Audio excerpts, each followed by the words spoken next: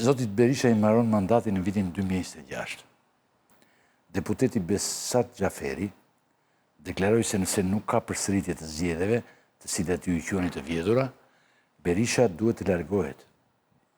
Flamur, ke menduar ndonjëherë që mund të largohet doktori ti me mendjen tënde vetëm se kështu me zë? Ylli, raporti i OSB Odirit asgjësoj zgjedhjet. Këtë ka kërkuar zoti Gjaferi, që këto zgjedhjet asgjësohen. Kjo u arrit. Pastaj, Sali Berisha është kryetar i Partisë Demokratike. Dhe ju e dini që edhe Jezu Krishtin, disa e donin, disa se donin. Edhe Zotin, që është i gjithfuqishëm, ka nga ata satanistët që e refuzojnë, ka nga ata që nuk e besojnë. Ka nga ata, po, prit. Pra, ne nuk jemi në diktaturë, që liderin ta duan 100%. Ne jemi demokraci dhe kjo tregon atë që është vlerë e shtuar e demokracisë në Partinë Demokratike. Shikojeni Narkosin.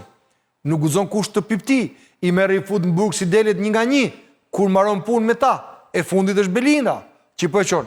Asnjë spiptin, asnjë nuk guxon të flas, të gjithë thonë të narroj udhëheqësi. A pra, kjo është diferencë e madhe që bëjnë qytetarët kur shohin të dy kampet ylli. Kjo është e vërteta. Vërteta thua. Po. Të komisionet e timore, çfarë komisione do ngrihen ty Flamur? A shiko, dhe nuk ju lejojnë. Pse vallë? Ylli, pse mendon ti vallë se po e bën? Se di. Ata të pyes ty tani. Ylli. Dhe për vete dhe për popullatën. Po, e din kushtetuta e ka të sankcionuar qartësisht që komisionet e timore, kur kërkohen nga 1/5, në mos gabojë, se nuk e dia jam shumë i saktë në shifër. Vetëm ky dhe Gonduka më shkruan njëri. Vetëm Flamuri thotë dhe Gonduka mund ta bëj këtë vend, ta rregulloj. Po mirë thuj, shumë thuj. Jo, është e ka me dashamirësi se është. Po patjetër. E njeh Gondukun. S'ka gjë, falenderoj. Tani thuj, tani po themi gjë.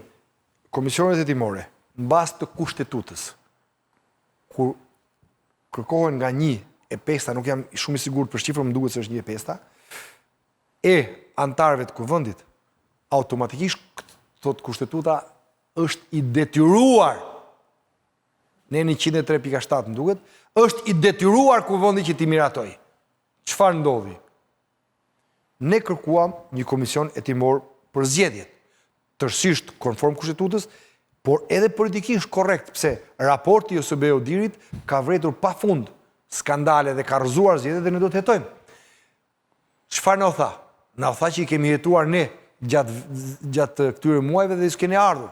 E kuptoni sa cinizëm ekstrem rreth lirisë së votës dhe zgjedhjeve të lira. Dhe rrëzuan. Çfarë bën? Rrëzuan kushtetutën. E kujtoni ju që para shumë muajsh, afërsisht një vit e ca, ata na mohuan komisionet hetimore dhe më parë. I quam gjykatë kushtetuese, gjykata kushtetuese u kthei dhe i detyroi që të miratojnë komisionet hetimore, sepse është drejt kushtetuese sankcionuan kushtetutë. Dhe këta prap shkëllmë, ku pyesin kushtetutë. Këta nuk pyesin kushtetutë. Këta nuk duan t'ja dinë, këta e duan parlamentin me mec, mediat me mecet, gjithë hosana baraba për Narkosin. E zeza e bardh që të paraqitet gjithë shqiptarëve edhe ndërkombëtarëve. Po kjo është autokraci, kjo është ulëritse ylli. Ulëritse kur shteti dhe pushteti e kthen në rrogzin kushtetutën, aty zotëri, çfarë është kushtetuta? Kushtetuta është korniza ku mbahet shteti. Kur ti e thyen këtë kornizë, çfarë është shteti pastaj? Shteti pastaj është sipas tekave dhe urdhrave të një njeriu, të telefonit të kreut të Narkos. Po kjo është, kjo s'mund ndodh. Nuk ka shpresa që të ngrihen komisionet hetimore, sidomos ne do vazhdojmë, sepse a di pse? Sepse për zgjedhjet e di që aty është gropa e tij. Po gropa e tij Narkosi e di që është edhe tek Mekonigali, sepse atje matan janë 33 herë përmendet emri Edi Ramës, 13 herë, fal. Dhe në 13 faqe flitet për Edi Ramën si korruptuesi i Mekonigalit. Atje është dënuar Mekonigali për çështje shqiptare, ndërsa në Shqipëri Mekonigali ka mbaruar. Si çështje? Jo, në Amerikë. Mos u ngut. Në Amerikë. Mos u ngut. Po. Mos u ngut. Por unë dakord jam të hapet prapë, po nuk e ka hapin. Prit, pra, atje është dënuar për çështje shqiptare, ndërsa në Shqipëri nuk flitet hiç. Po kush është e çështja shqiptare? Edi Rama. Gjykata, po. Po ma gjej. Po, do ta gjej unë. Aty më nxorë një gjëra. Ma gjej. Prit, do ta gjej. Gjykata në SBA vendosin në përgjim gjithë qeverinë. E dini ju, e mbani mend? Po, qeverinë shqiptare. Pse? Si korruptojnë se e me Konigarit. Ato para, atje për ato para shqiptare që shkuan, u dënuaj, ndërsa në Shqipëri jo. Pse? Sepse është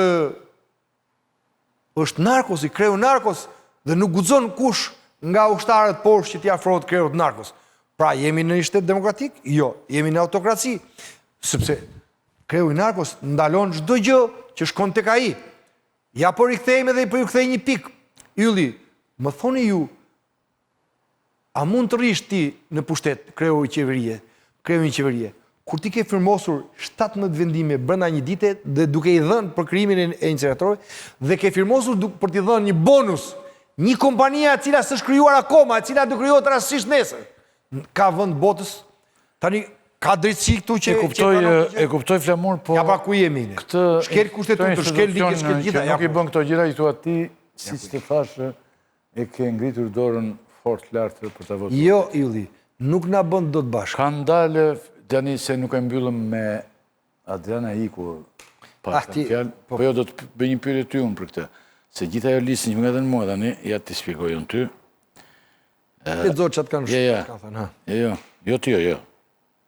Nuk ka thënë që ti. I ka dhënë lista, është një listë shumë interesante për avokat populli. S'po e gjej dot, po tani ti Edi Rama ka shumë mundësi që të propozoj për avokat popullit Edi Shabanin. Opozitar është ai.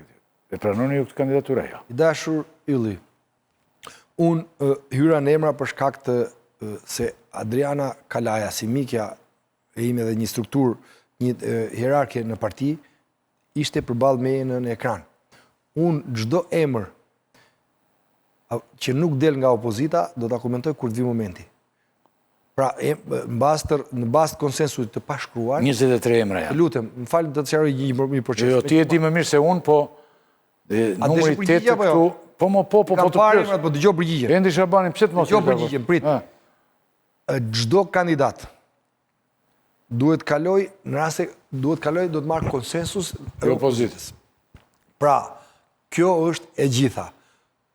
Kur të ecim me hapat, do flasim për emrat. Sot s'ka emra, sot janë gjithë emrat dhe ecim.